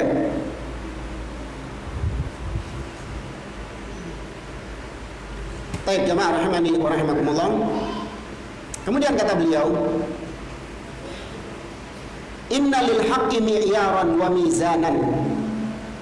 Kata beliau, kebenaran itu ada mizannya, ada timbangannya. Seorang itu menimbang sesuatu benar atau salah, itu punya timbangan dia itu. Dengan apa kau menimbang ucapan fulan ini? Kenapa fulan ini kau tahdzir? Apa timbanganmu ketika mentahdzir fulan ini? Iya, timbangan saya hawa nafsu. Kenapa kau mentahdzir fulan? Gak seneng, gak enak rai ini. Loh, kok timbangan murai itu loh, kau kenapa mentahdzir fulan? Iya, karena fulan ini dia itu, saya pernah ketemu sama dia, saya sapa dia, ternyata dia itu kok sikapnya dingin kepada saya. Maka saya nggak senang sama dia, saya peringatkan teman-teman untuk tidak mengambil ilmu dari dia. Ini mizannya nggak jelas, timbangannya nggak jelas. Nah, seorang ketika mentahdzir itu, dia punya timbangan yang jelas. Apa timbangannya? Kitabullah, sunnah Nabi SAW, dengan apa yang dipahami oleh para salafus soleh. Ya, 3 unsur inilah yang ada, cuman satu-satunya ada di ahlu sunnah, atau di antara semua firqah yang ada, yang punya 3 unsur ini cuman ahlu sunnah saja. Makanya kata beliau, Syekh Abdul Aziz Ar-Rais ini, beliau mengatakan suatu kalimat yang bagus. Kata beliau, inna mimma tamayyaztum bihi ahlus sunnah min sa'iri tawaifi ahli bidah annakum qayyadtum afhamakum bi kitabillah wa sunnati nabi sallallahu alaihi wasallam wa fahmi salafi hadhihi ummah. Sesungguhnya yang membedakan kalian wahai ahlus sunnah, ya, yang membuat kalian spesial wahai ahlus sunnah di antara semua firqah-firqah ahli bid'ah, maka yang membuat antum spesial ini adalah antum mengikat pemahaman antum dengan Al-Quran dan Sunnah di atas pemahaman siapa? Salafus saleh. Ahli bid'ah gak duwe ngono. Ahli bid'ah gak punya seperti itu. Mereka mengikat Al-Quran dan Sunnah dengan hawa nafsunya, dengan akalnya, dengan rokyunya, dengan pendapat nenek-nenek moyangnya, atau dengan ADART, visi dan misi yayasannya, organisasinya. Tapi ahlus sunnah tidak. Timbangan mereka itu jelas, Al-Quran dan Sunnah dengan pemahaman as-salaf. Dulu kalau kita belajar awal-awal kali tahu manhaj salaf, kita mengukur seorang dai itu salafi atau tidak, ukurannya itu gak jelas. Ya, dulu kita mungkin waktu itu masih SD ya wajar, liar pikirannya. Kita menganggapnya itu yang salafi itu adalah ketika ya jenggotan. Ternyata setelah itu ngelihat orang-orang sufi jenggotan bisa. Oh, berarti bukan ini cirinya, timbangannya itu bukan jenggotan. Maka pindah ke timbangan yang lain. Kalau ngimami sholat gak bismillah, ya, naik subuh gak kunut, ya, wah ini ternyata lambat laun, ya, ahli bid'ah mereka juga kalau sholat gak pakai bismillah, tidak menjaharkan, mengeraskan bismillah, ya, dan juga gak pakai kunut. Wah, bukan ini berarti. Oh, berarti dilihat dari ceramahnya. Nah, ini baru mulai masuk ke ceramahnya. Salafi itu kalau ceramah mesti awalnya innal hamdalillah nahmaduhu wa nasta'inuhu wa nastaghfiruh. Itu. Ternyata setelah lambat laun belajar, ada juga ahli bid'ah yang dengan khutbatul hajah. Dan maka timbangan-timbangan yang gak jelas seperti itu. Ya, sampai kita mengenal 3 unsur tadi, yaitu apa yang disepakati oleh para salaf, itu timbangannya. Seorang dikatakan di atas manhaj salaf ketika dia memahami kitabullah dan sunnah dengan apa yang dipahami oleh para salafus soleh. Namanya saja salaf. Dulu kita nggak tahu salaf itu dikira ya sebuah perkumpulan, sekte tertentu, kelompok tertentu. Ternyata setelah tahu salaf itu maknanya adalah para sahabat, tabi'in, dan dakwah salafiyah artinya adalah ajakan, seruan untuk memahami agama ini dengan pemahaman salaf, barulah kita mendapatkan gambaran timbangan yang jelas dalam mengukur sesuatu. Ya, dan harusnya seperti itu. Kata beliau, yanbaghi an turja'al mawazin ila syar'illah. Hendaklah kita mengembalikan segala sesuatu dalam timbangan syariat Allah Subhanahu wa taala. La ilal awatif. Jangan menimbang sesuatu dengan perasaan. Wala ilal adwaq. Jangan menimbang sesuatu dengan rasa, sense. Ya, jangan menimbang sesuatu dengan itu. Wala ilal hamasat. Jangan menimbang sesuatu dengan bermodalkan semangat yang membara. Wa innama ila syariati Muhammad bin Abdullah sallallahu alaihi wasallam. Tapi timbang sesuatu dengan agama yang dibawa oleh Nabi Muhammad sallallahu alaihi wasallam. Kenapa ini perlu dibawakan dalam masalah tahdzir? Nah, orang-orang yang menolak tahdzir itu, mereka menimbang tahdzir itu dengan perasaan. Ustaz, jangan mentahdir fulan, kesian dia itu, kan dia ini mu'alaf, dia baru belajar berdakwah, niatnya baik untuk mengajak manusia, kok antum tahdir dia, antum anggap dia menyimpang, nanti kalau dia murtad lagi gimana? Tuh. Nah, itu terjadi. Pernah kita memperingatkan tentang bahaya seorang dai yang katanya mantan pastor. Ya, Masya Allah, tidak tanggung-tanggung, mantan pastornya ini lulusan S3 Vatikan, luar biasa. Tapi kalau ngomong masalah agama, atau dia ini nggak pernah tahu riwayat belajarnya sama siapa. Ketika mengkaji, di kajian-kajiannya bermodalkan terjemahan. Bermodalkan kitab-kitab terjemahan, artinya apa? Nggak memiliki kemampuan dalam bahasa Arab.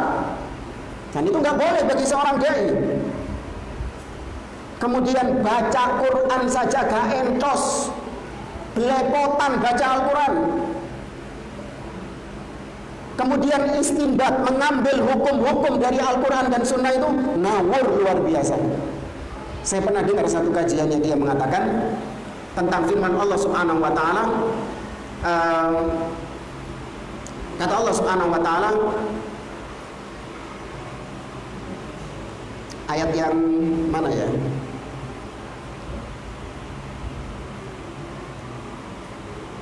Oh ya,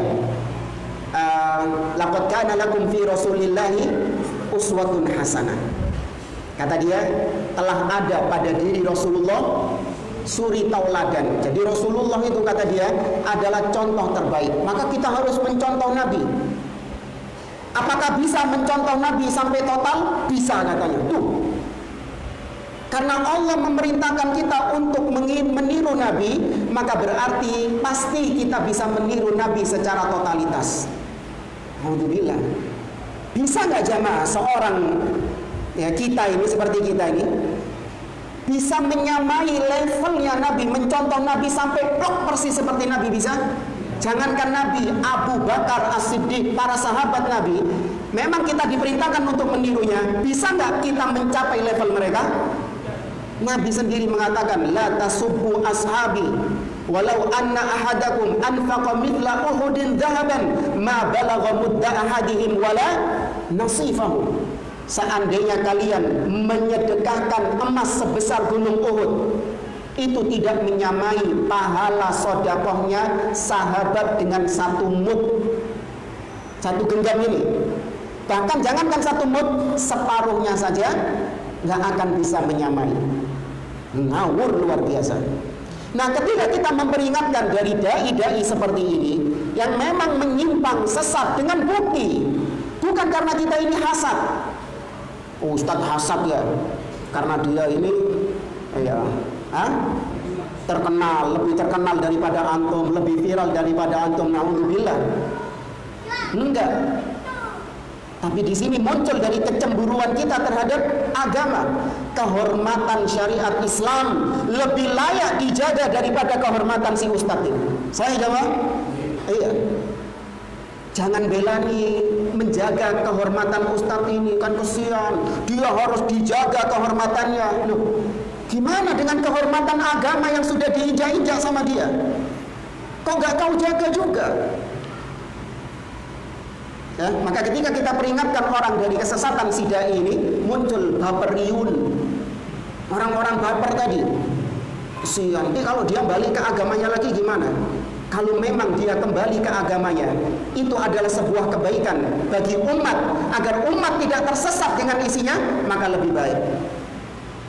Karena kemaslahatan umat lebih diutamakan daripada kemaslahatan siapa? Satu orang.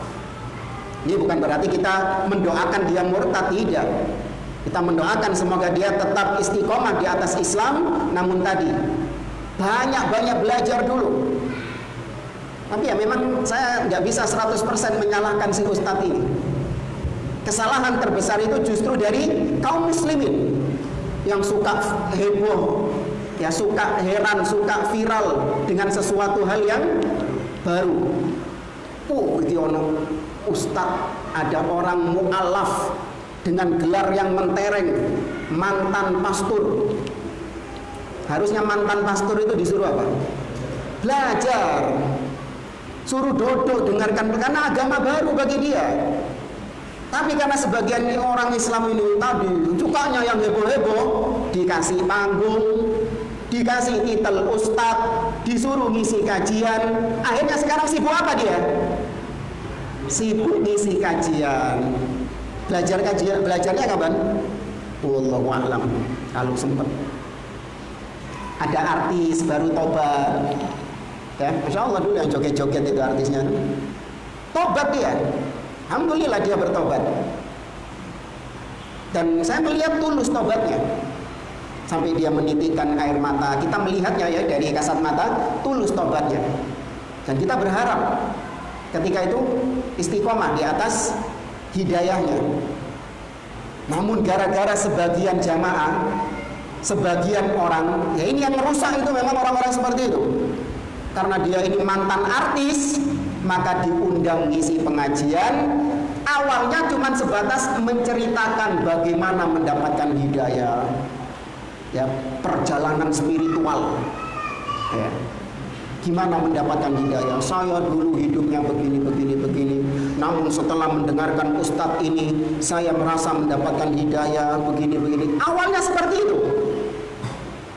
Tapi ternyata orang lain kok bagus ya. Yuk, kapan ustadz bisa ngisi lagi di tempat saya? Nyambung terus itu nanti.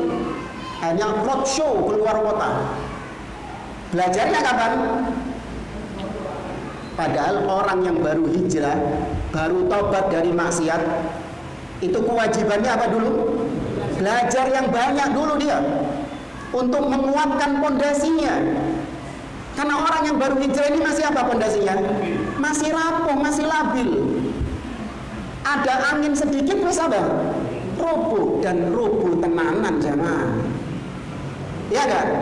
Roboh itu orang-orang yang menjadikan mengangkat dia ustadz itu, naudzubillah, kalau dia sampai ya ikut-ikut andil dalam dosanya itu, menghalangi orang untuk belajar ilmu agama. Nah, maka buat antum kalau ada orang yang baru hijrah, artis baru tobat, mantan pastor masuk Islam, atau bahkan Paus Paulus sekalipun masuk Islam, sinau belajar. Jangan terus selfie. Anggap orang biasa gitu loh, jangan, nggak bisa kan? Kok mesti heboh gitu? Minta selfie lah. Iya, biarkan dia sama membaur seperti kita ini yang sama-sama belajar juga. Jangan menspesialkan dia. Tutup aibnya dia itu sudah. Ya.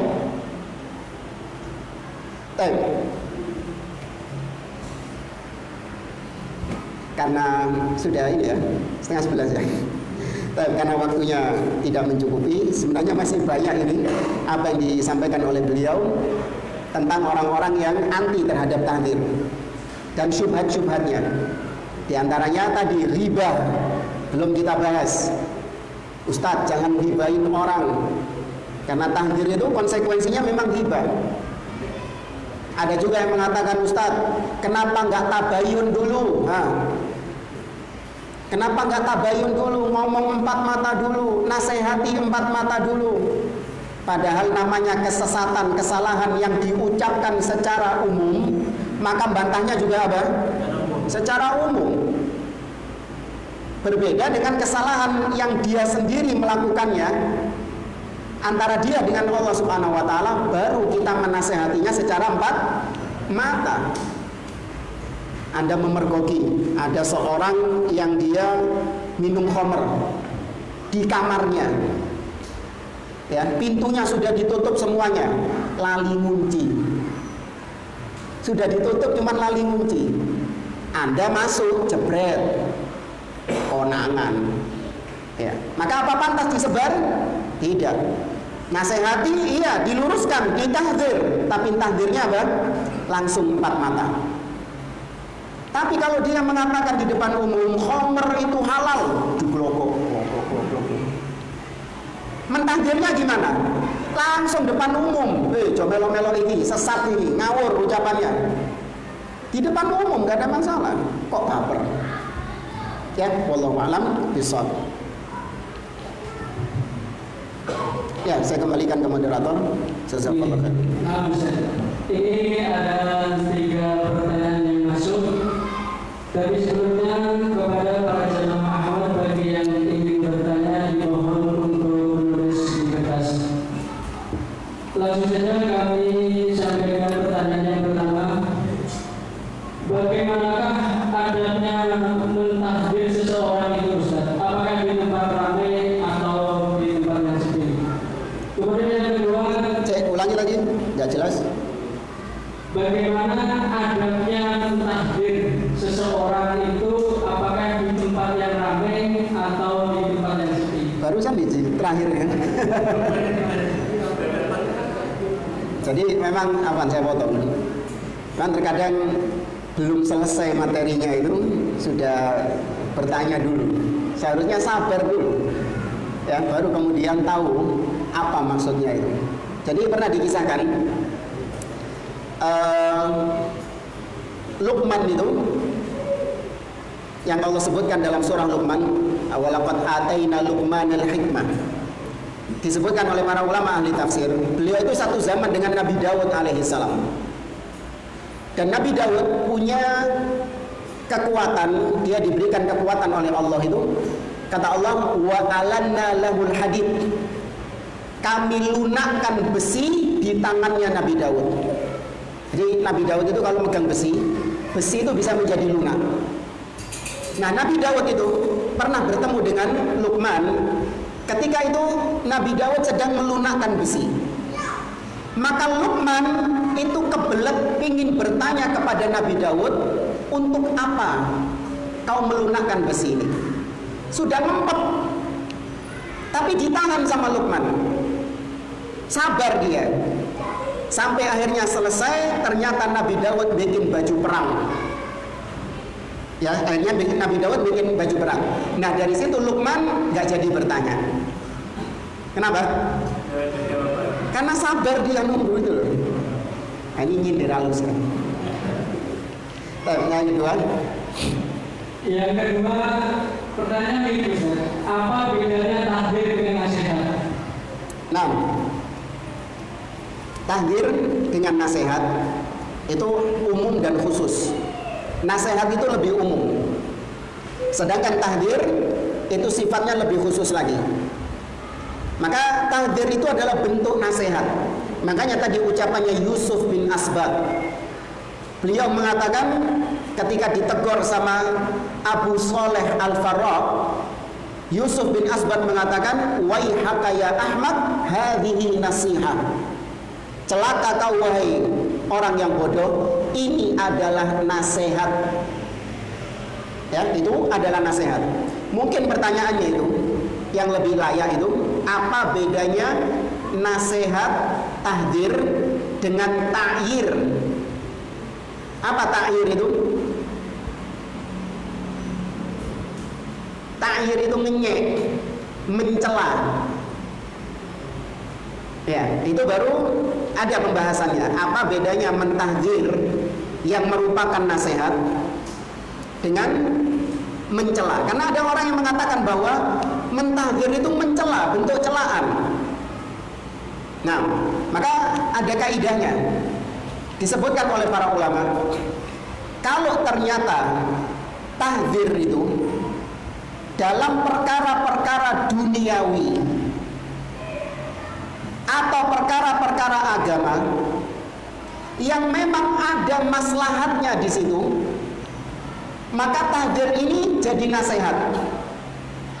Saya ulangi, apabila tahdzirnya itu dalam perkara duniawi atau dalam perkara agama dan ada maslahat yang hendak dicapai dari tahdzir itu, maka tahdzir ini nasihat. Tapi kalau tahdzir itu tidak ada maslahat yang hendak dicapai di situ, maka itu adalah bentuk celaan, bentuk caci makian, dan itu haram.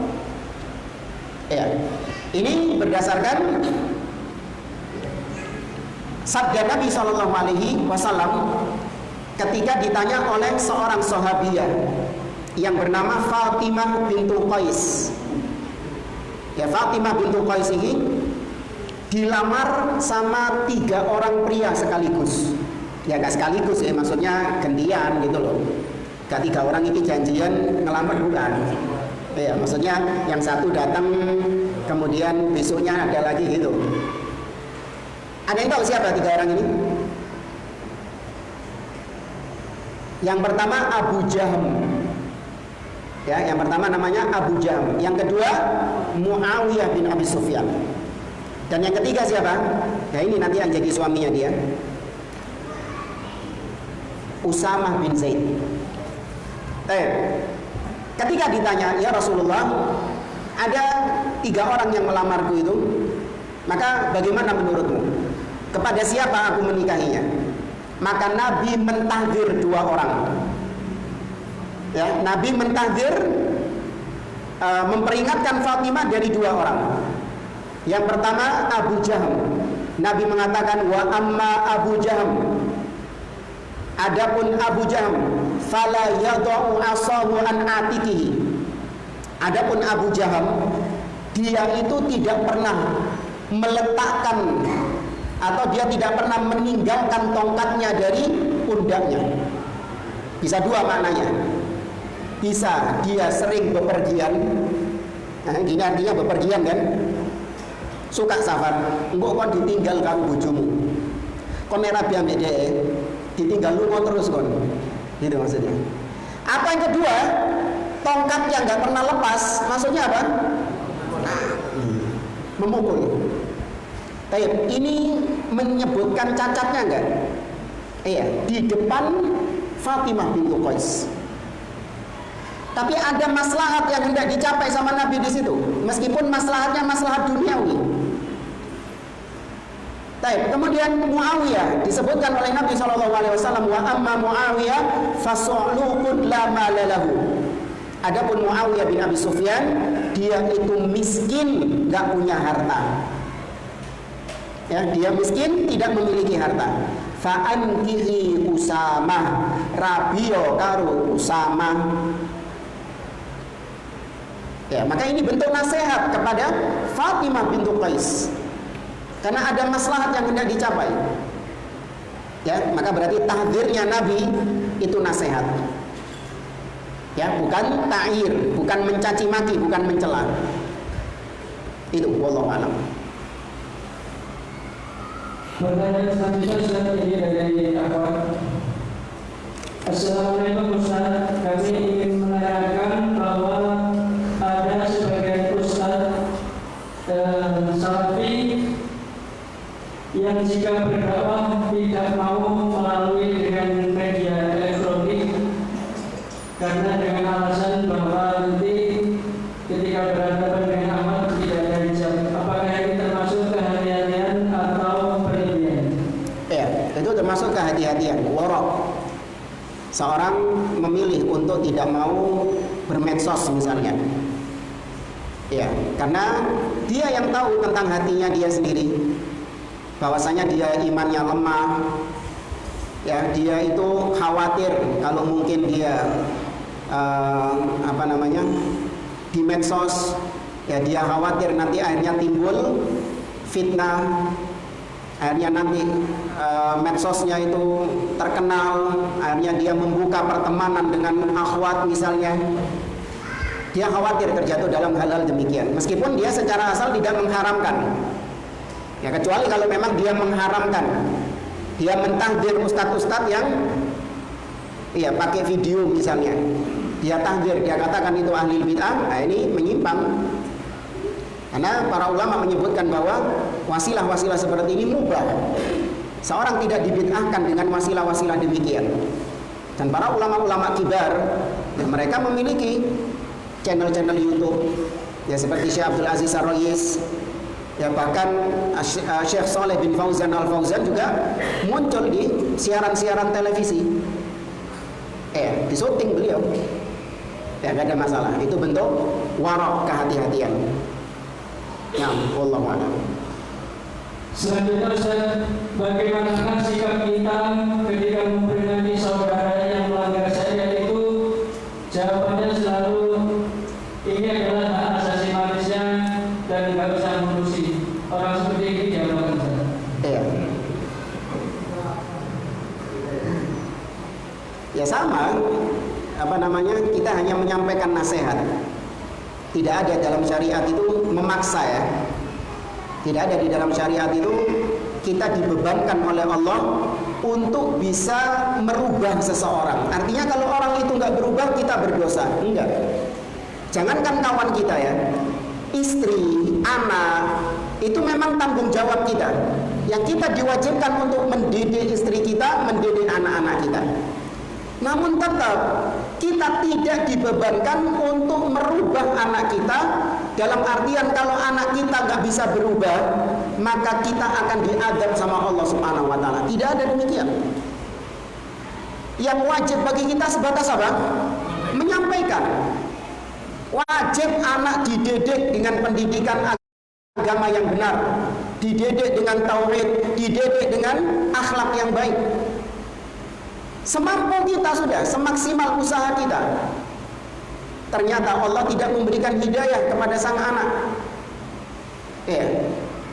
Maka setelah kita sudah berusaha demikian dan terus berusaha, kemudian kita mati dalam kondisi anak kita seperti itu, maka kita diazab gak?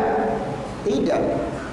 Yang kita mendapatkan siksa adalah ketika kita menelantarkan pendidikan anak-anak kita, nggak ngurus, ya. Maka kalau ada yang berucap seperti itu, ya sudah, tetap Anda dakwai dia, Anda nasihati dia, ya. Adapun kalau Anda merasa gagal, jangan merasa bahwa dakwah menasihati itu baru dapat pahala kalau orangnya sudah berubah. Enggak. Sejak Anda pertama kali menasihati, berubah nggak berubah, Anda sudah dapat pahala nggak dari Allah? Dapat pahala. Memang kalau dia berubah itu bonus. Itu bonus. Kata Allah, kata Nabi kepada Ali bin Abi Thalib, li ayyahdiyallahu rajulan. Li ayyahdiyallahu rajulan bika khairun laka min humurin na'am. Wahai Ali, Allah memberikan hidayah kepada seseorang melalui perantaramu itu lebih baik daripada kau mendapatkan unta merah. Itu bonus. Ya, tapi ketika Anda berdakwah, ngajak orang, Anda sudah mendapatkan pahala karena Anda menjalankan perintah Allah, ud'u ila sabili rabbika bil hikmati wal mau'izatil hasanah. Anda sudah mendapatkan pahala di situ. Nah, wallahu a'lam. Kiranya cukup, Ustaz. Ada lagi satu. Tab terakhir, ya. Bagaimana dengan kesalahan ijtihad dalam masalah akidah? Seperti Imam Abu Hanifah dalam masalah iman. Apakah kesalahan ijtihad dalam masalah akidah bisa mendapatkan udzur dan apakah seorang ustadz boleh berijtihad? Baik. Imam Abu Hanifah rahimahullah ta'ala, beliau terjatuh dalam akidah murji'atil fuqaha. Ya, akidah murji'atil fuqaha itu adalah yaitu meyakini bahwa iman itu hanya ucapan dan perbuatan. Hanya ucapan dan keyakinan. Adapun perbuatan itu bukan termasuk bagian dari iman. Nah, Imam Abu Hanifah dan ulama-ulama yang seperti beliau itu jatuh dalam permasalahan ini. Namun para ulama setelahnya menghukumi bahwa Imam Abu Hanifah ini sudah rujuk dari akidahnya. Dan itu ditegaskan oleh para ulama seperti misalnya kitab Syarah Al-Aqidah At-Tahawiyah. Ya, Syarah Al-Aqidah At-Tahawiyah dikarang oleh Imam Ibnu Abil Iz Al-Hanafi, seorang ulama Hanafiyah. Nah, di situ dinyatakan bahwa Imam Abu Hanifah rahimahullah, beliau sudah meninggalkan akidah murjiahnya. Ya, meskipun ada sebagian ulama juga yang mengatakan tidak, Imam Abu Hanifah wafat di atas pemahaman akidah murjiatul fuqaha.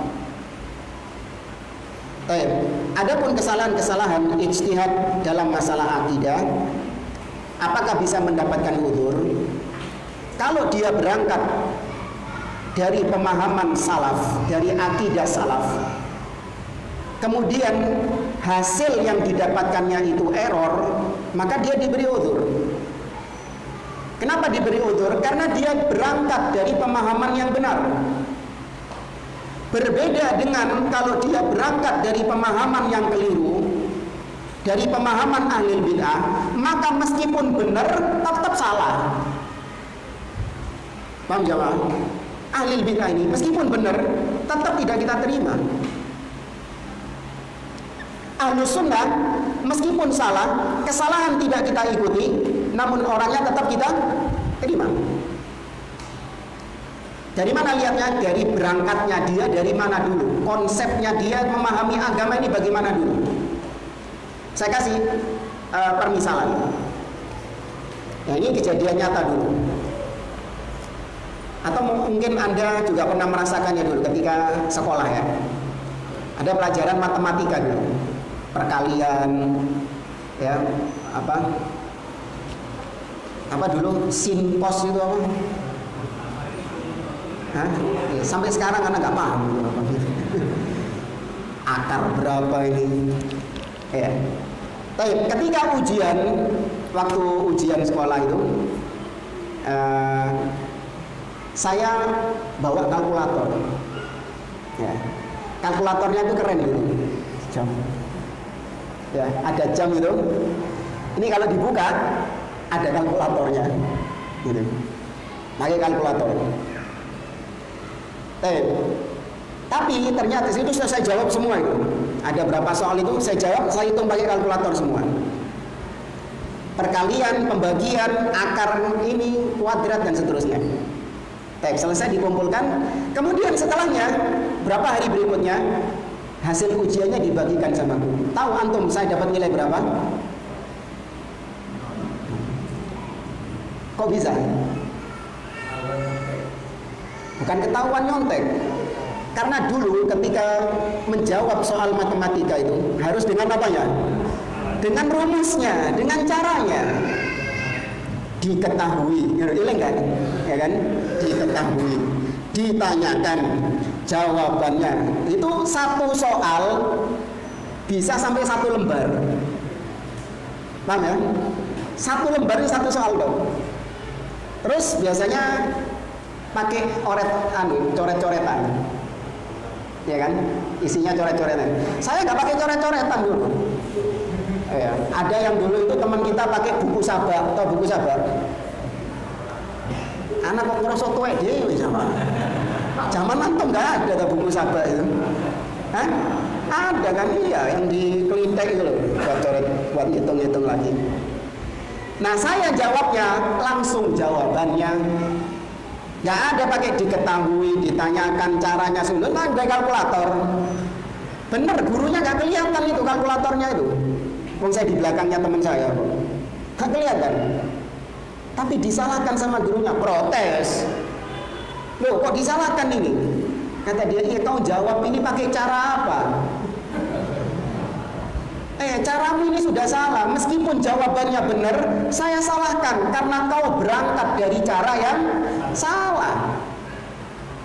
Iya, sedangkan teman saya, dia itu caranya benar.